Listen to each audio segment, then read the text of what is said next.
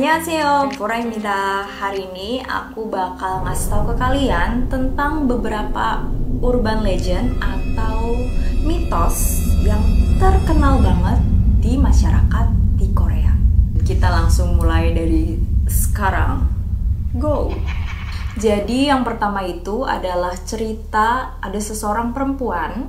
Jadi dia sudah ada di kayak setengah umurnya lah, kayak pertengahan, dan karena dia merasa, aduh ini kayaknya aku keriput banget, aduh aku udah mau tua nih, gimana dong. Jadi dia mencoba berbagai macam metode atau cara yang membuat dia menjadi lebih muda, kayak misalkan perawatan apa, tapi ini ceritanya di masa lalu ya, bukan sekarang. Dia sudah mencoba berbagai macam cara, berbagai macam metode, tapi dia merasa, enggak, ini masih ada keriput, aku mau sesuatu yang buat aku lebih muda lagi. Sampai ada satu orang yang kasih tahu dia, coba deh kamu masukin biji wijen di bak mandi kamu, dan kamu tinggal berendam di situ.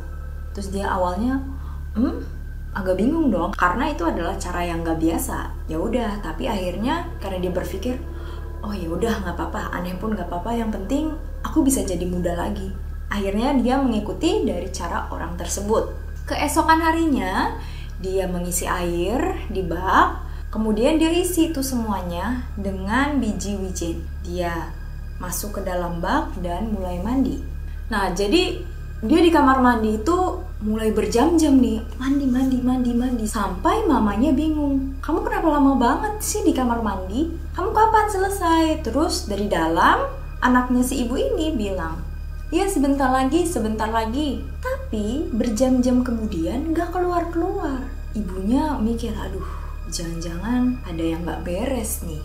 Terus dia mulai mendobrak masuk ke kamar mandi dan melihat bahwa biji wijennya itu sudah nempel ke kulit anak perempuannya itu, dan nggak bisa dicabut-cabut. Jadi kayak bayanginnya gue nggak bisa. Jadi kayak seluruh tubuh kalian dipenuhi biji wijen, dan waktu ibunya masuk itu kayak dia melihat anaknya kayak sedang mencoba nyabut-nyabutin biji wijen yang ada di kulitnya.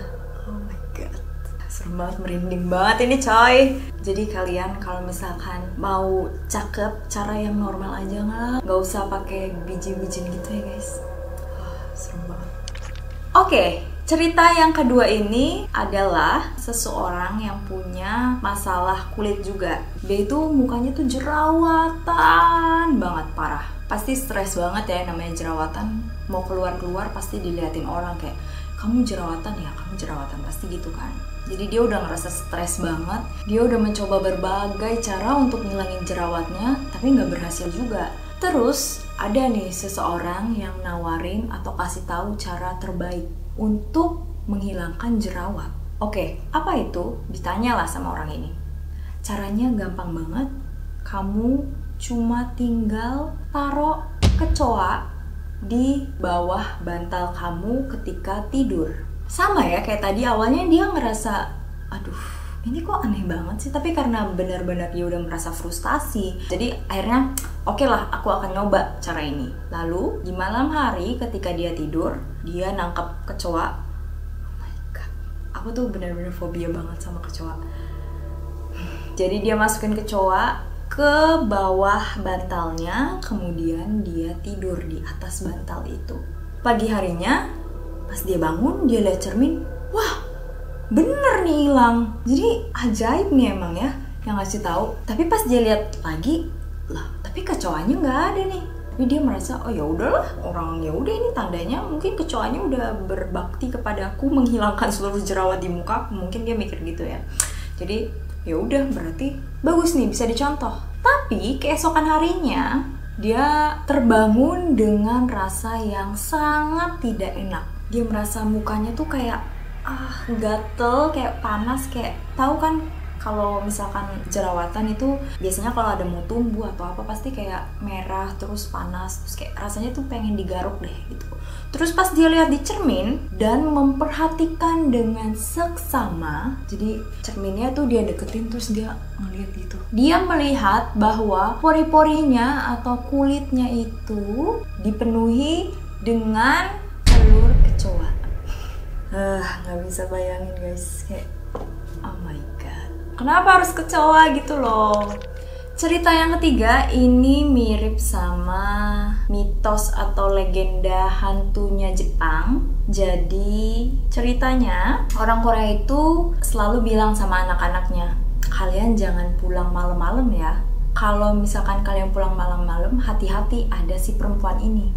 Jadi ceritanya perempuan ini dia pakai masker warna merah itu, dan dia sering menghampiri pelajar-pelajar atau orang-orang yang sering pulang malam. Jadi kalau berpapasan sama dia, kamu ditanya, apakah aku cantik?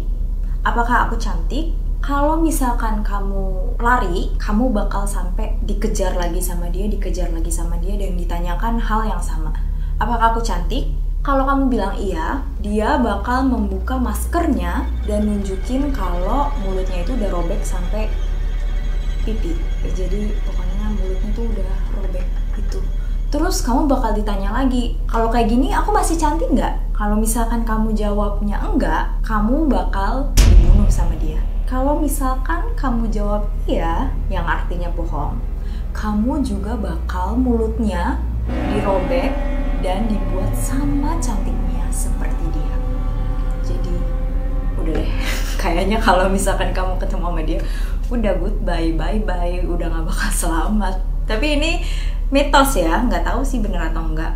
Menurut kamu bener atau enggak? Sama seperti yang aku bilang, ini tuh sama ceritanya kayak mitos legenda Jepang. Nama legenda ini adalah Kuchisake Onna di dalam bahasa Jepang atau di dalam legenda Jepang. Oke guys, sekian dulu legenda misterius atau yang hantu-hantu yang serem-serem yang ada di Korea Selatan. Kalau kalian penasaran mau dengar urban legend yang lain lagi, kalian bisa tulis komentar kalian di bawah. Dan kalau misalkan kalian tahu ada cerita horor di Korea Selatan apa, juga boleh komentar di bawah. Jangan lupa untuk 구독, 좋아요, 댓글, dan al림 설정 supaya aku semakin semangat untuk membuat videonya. 다음에 봐요. 안녕.